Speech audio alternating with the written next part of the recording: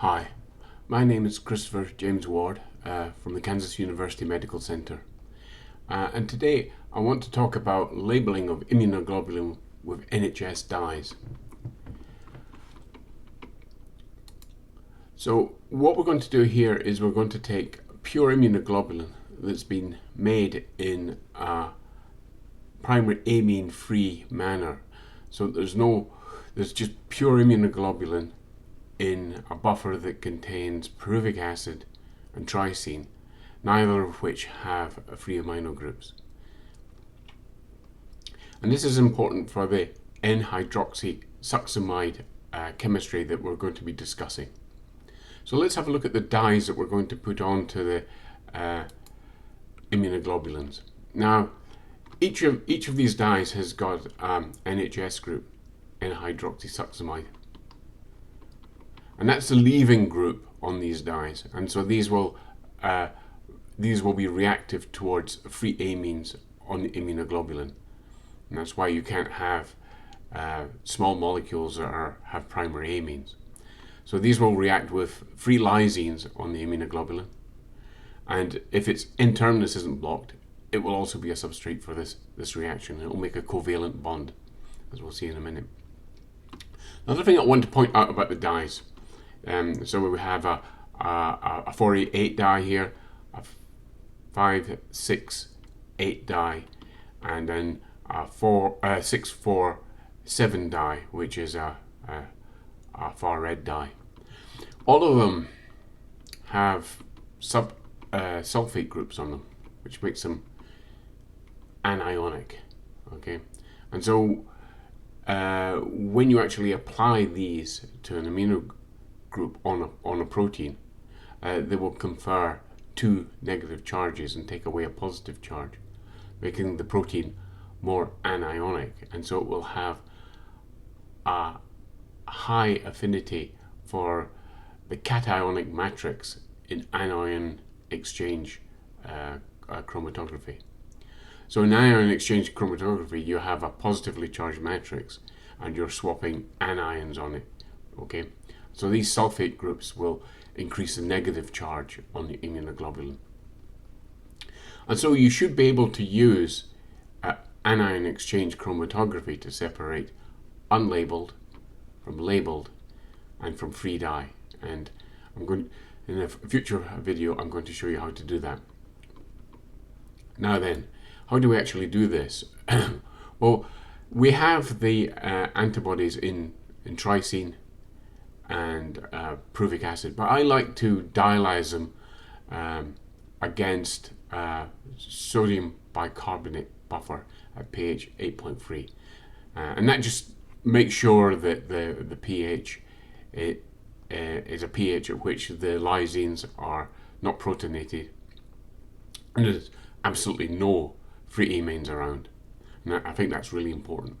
Then we want to concentrate the immunoglobulin, okay, and until it's around about 5 to 10 mg per mil, so really very concentrated. And so I use an Amicon Ultra 15 500K cutoff filter, and then I concentrate up the immunoglobulin really as high as I can get it, and so I'm aiming for about 10 mg a mil. And so for 156 kilodalton immunoglobulin, say an IgG1 kappa, that comes out at about 64 micromolar. So once you've done that and you've really concentrated up your protein, we get our AZDyes, which are nice and cheap and highly reactive and very bright, from fluoroprobes, and these are the URLs here. On the website, they have got a calculator which can be used to work out how much dimethyl sulfoxide you should take up your dye in. So you've got a milligram of dye.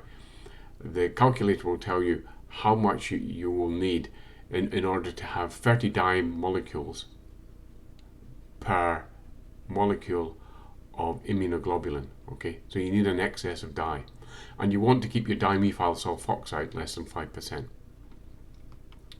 So what we do is we take up the NHS dye and anhydrous dimethyl sulfoxide, DMSO, and quickly add it to the immunoglobulin and incubate for an hour in the dark. And then we add trace to 200 micromolar to quench the reaction. And usually we've got about 5 to 10 mg of protein in 0.5 mils of buffer or thereabouts. So now we'll go into the lab and we'll get started and we'll actually do this. And then at the very end, I'll show you an SDS page gel of the covalently modified antibodies. Hi there. Now today we're going to couple two monoclonal antibodies, 2D11, which is to Cu62, and 9D5 to polycystin 2. Now these two antibodies are at 7 mg per mil in carbonate buffer, okay? And we're going to couple 500 microliters of them, okay? At 7 mg a mil. And so to do that, we have an AZDye NHS here, which is at the AZDye 568 NHS. So this has got to be made up in DMSO. We're going to make it up in 50 microliters of very pure DMSO, okay, the stuff here. Vortex it in, okay, and then very quickly add 25 microliters to each of this dye, to each of these monoclonal antibodies. Gently vortex them and then incubate them end over end for 1 hour at room temperature in the dark. And then what will happen is that the free lysines and the aminogroups on the immunoglobulin will be coupled irreversibly to the dye, okay? And the ratio will be about 30 dye molecules to one antibody molecule. It's not completely efficient. Some of it will just be hydrolyzed in the water. And so we should end up with about 6 to 7 dye molecules per antibody. So let's do this right now. So, of course, everything's got to be dry. So this is very good quality DMSO I've got here. I need 50 microliters. And you've got to be quite quick, all right?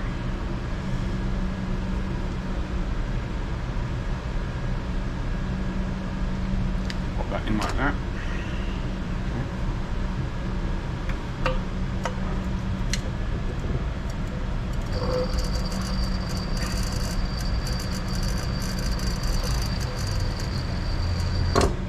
Just make sure it's gone in. Kind of looks like that. Now let's be fast and take the first antibody.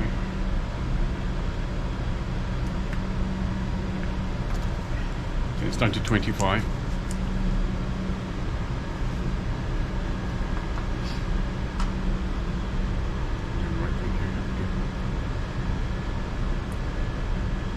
It's quite a pretty colour actually when you look at it. There you go. Now what I want to do is just gently vortex this.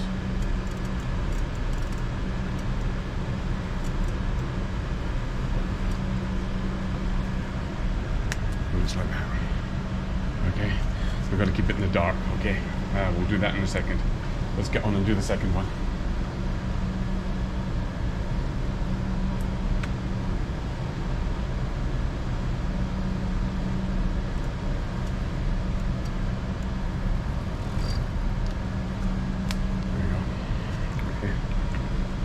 That's a nice red dye. Cool. Now, what we're going to do is end over end them and come this way.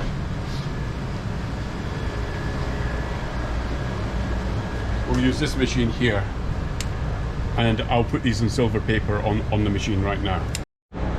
So here I've got them covered in silver paper. I just pop them in, end over end them for 1 hour, and then we'll quench them with trace. Okay, so they should be all right like that. Okay, thank you. Hi there. So what we have here is we have two monoclonals, and these are coupled with AZDye 647, okay, in a 100 millimolar carbonate buffer, okay, pH 8.3. And we've got the dyes in there as well, okay, so they've had an hour end over ending, okay. And here we have the same. Again, the antibody's in a carbonate buffer, and it's at pH 8.3. And as you can see on this one here, this is a D5 monoclonal. In this case, there's been a bit of precipitation with the 9D5 antibody. Okay, so that's a bit unfortunate. We'll have to spin it to get rid of this precipitate before we put it down the column. It might mean that we've actually lost some antibody on that one. This sometimes happens, but it hasn't happened in this case here. So we still have it with the 647 dye, which is a far red dye. Okay, so we should be all right. So sometimes you do get precipitation, and you've got to be aware of that.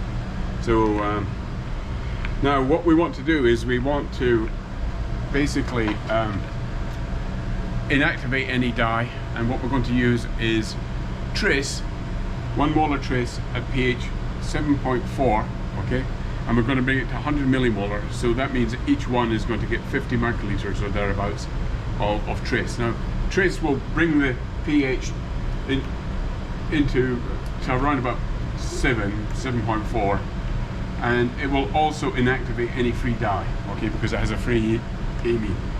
So we'll just quickly do that.